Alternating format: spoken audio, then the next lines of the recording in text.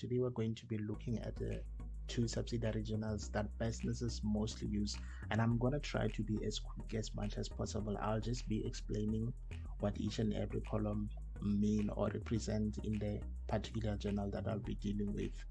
Now, the first one that I want to discuss is the cash receipt journal. Now, the cash receipt journal, it is a subsidiary book where we record only the cash receipts or money received, which is in the form of cash. So each and every time when we receive cash, we record it in the cash receipt journal. And then another thing that you also need to be aware of is that in the cash receipt journal, it is very important for you to write the name of the business that particular cash receipt journal is for. So who are we preparing the cash receipt journal for? In this case, you identify the name of the business. And then another thing that you also need to be aware of is the period. Which month are we preparing the cash receipt journal for? And then you then state the month that you're preparing your cash receipt journal for. Mostly you'll be required to do the cash receipt journal for a month, right? So you write that month, that particular month. If it is for March, you write March. So meaning that you're supposed to say that this is the cash receipt journal of Tembi stores, for example, and then this is for the month of March. And then from there, moving to the columns that we need to understand. The first one that we need to look at is the document number. This is where you need to think about the source documents of the particular transaction that you have occurred in that particular day. Like for example, when we are told that cash sales for this particular day were 1,000 rand, we will need to be able to identify the source document and then as well as the document number.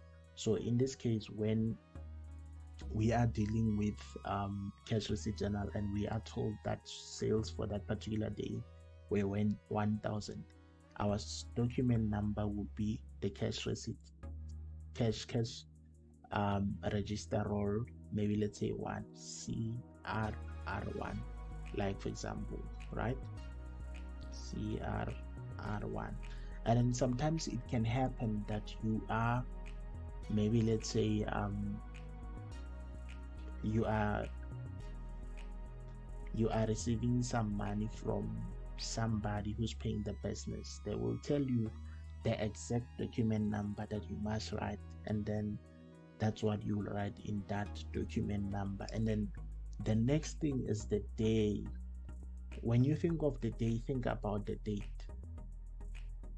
When did that transaction occur? On the day where the transaction occurred, you record that in the date column.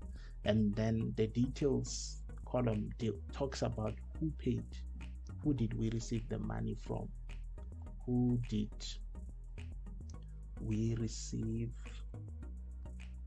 the money from. Like for example, sometimes on a transaction they will tell you that we have received this particular money from maybe J Baloy, and then you write in your details that this is from J Baloy. Now the next thing that you will need to ask yourself, what was this person paying me for, right? And then the next column that you will need to deal with is the analysis of receipts. Now in the analysis of receipts, you must record all monies. You must record all monies received. So meaning that each and every cent, each and every rand that you have received will be recorded in the analysis of receipts. And then from there, we will deal with the bank account. Now, in the bank account, what we record is the total. We record the total monies. I'll just say monies. Total monies received at the end of the day. So you only record the total money that you have received at the end of the day. Like for example, maybe let's say on the 2 end we received 3,000, and then later on we received 5,000, right? and then total being 7,000. On the bank column, we will then take that 7,000 to say that on the 1st of March 2014 we received 7,000, because 3,000 plus 5,000 is 7,000. All right.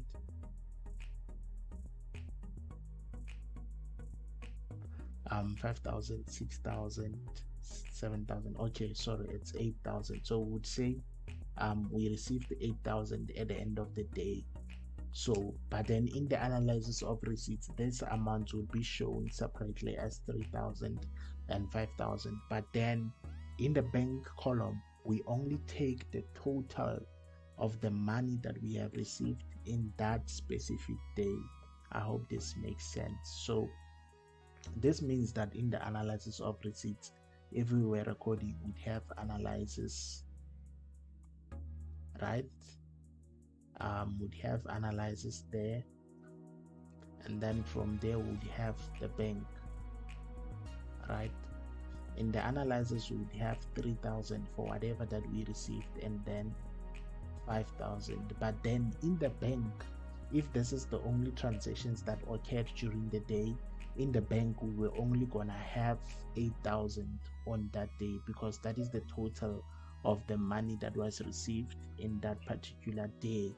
Okay, now going forward, we'll look at what we call the sales column. Now in the sales column, you only record, this is where we record only cash sales. So meaning that anything that is not of cash in terms of what was sold will not be recorded here. Here we only record cash sales of goods. If we sold anything on cash, we will record the money that we have received for that particular item in the sales column.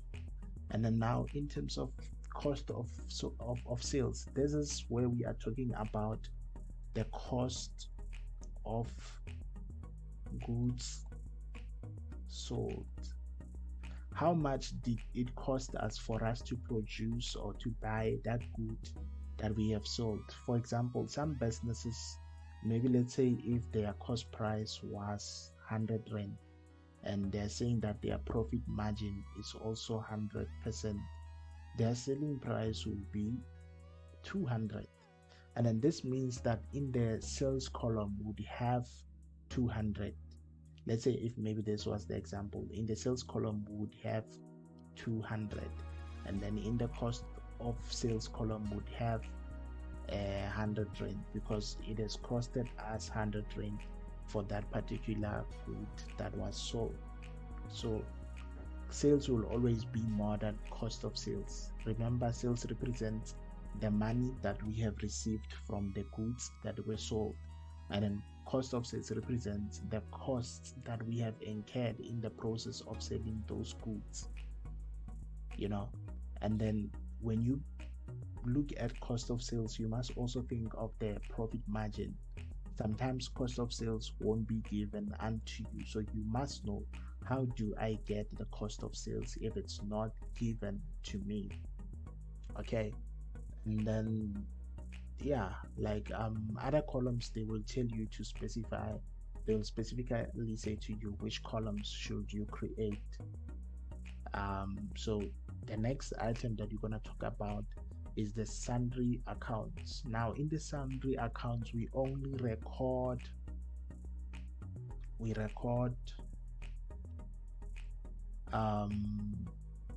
the transactions which do not, we record cash receipt, let me say cash receipts of transactions which do not have special columns. Like for example, like I said, that in the sundry accounts we record the receipt of cash transactions which do not have special columns. Like for example, you will never see a situation where you have a column for capital on the cash receipt journal, and then this is done because a person invests money in the business once in a while. It's not something that happens on a daily basis, so that's why that particular account won't have a special column. And then also things like interest, you only receive interest probably once in a month, so it won't make sense for us in our cash receipt journal to have a special column for interest. Okay, but then in terms of things like your sales, they occur on a daily basis, they occur frequently, so this is why we would have a special account for that particular, a special column for that particular account.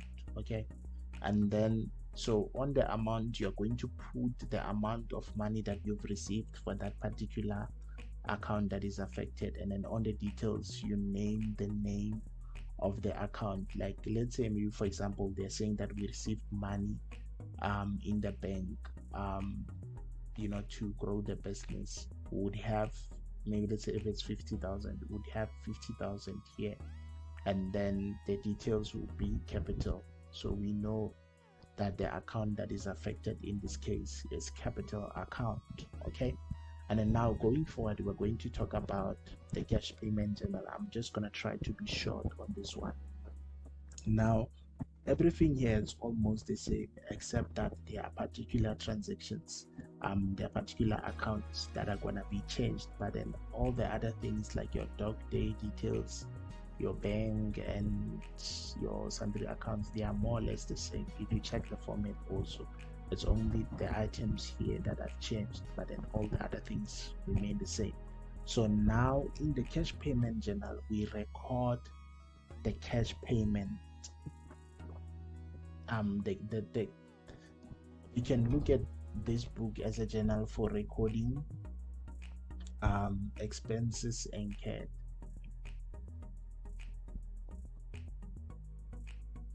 or costs incurred. Okay, and then now the first column that you'll be talking about here is the document number. Like I said, that in the document number they will tell you that for this particular transaction the document number is so and so. Like, for example, if we are using a check, they will be saying that maybe let's say CH101, it's a check number, they've already told you. And then in terms of the day, like I said, that you record the day in which the transaction occurred. And then in terms of the details, you record who are we paying,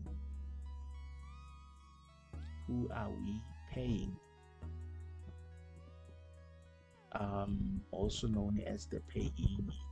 This is the person whom we are paying. And then in the bank account, now in terms of this one, there's no analysis of what column, you just have the bank account. So whatever payment that is done, you take it straight to the bank account. Remember, most of the time in this column, what will be happening is that as you pay people, money will be leaving direct, so you won't have to wait until the end of the day to pay people.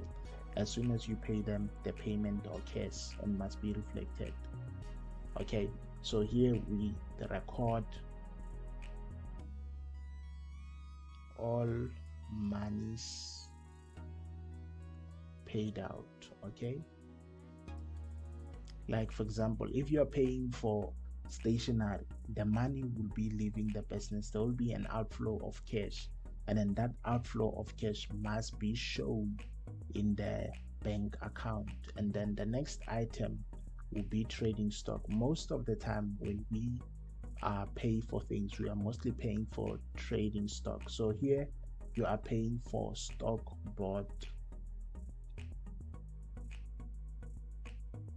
for sales. Remember, when you buy trading stock, you buy it to sell it, right? So in the trading stock account, this is where you record all the purchases of stock bought to be sold. Okay, and then the next item that you'll be looking at is the wages. In terms of the wages, we are talking about, think of the employees paid weekly. who are the people that you are paying on a weekly basis. If you have employees who are receiving money each and every month for the services that they've offered to the business, you will pay such employees, and then that will result in a wage expense for the business. So that wage expense will be shown in the cash payment journal.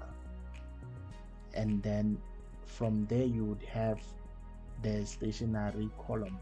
In terms of the stationery, this is where the money, we're looking at the monies paid for stationery expenses. Remember, as a business, we need stationery like your things like your staplers and so forth, right? So you will need to pay for that, and then we'll record all the payments that are related to stationery expense here. Expenses, yeah. Like for example, maybe if you bought staplers for the business, maybe if you bought files and so forth, your pins and so forth, and then you bought them in a large quantity, you will record that here. And then the other thing will be the sundry accounts. If there's any transaction or there's any situation where you paid for something but then it's not shown in the, it doesn't have a column here, you'll record that particular transaction here. Like for example, maybe if I pay somebody, if we pay for water and electricity and then it's 2,000, we would write that 2,000 here, 2,000, and then under details we'll write the name of the account, and then that is water and electricity. Okay, and then I think there's also one thing that we also need to look at.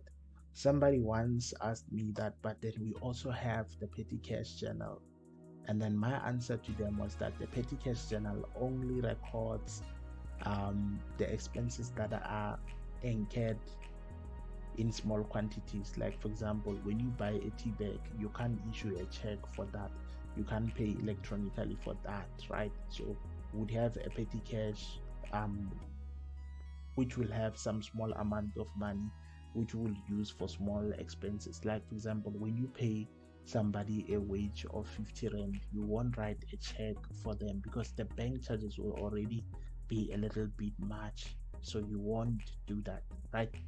So that's when you would have the petty cash journal, but then that's something else that we'll deal with in another day. I hope so far all the journals that we've spoken about make sense to you. In the next session, I'll try to cover some basic examples relating to this.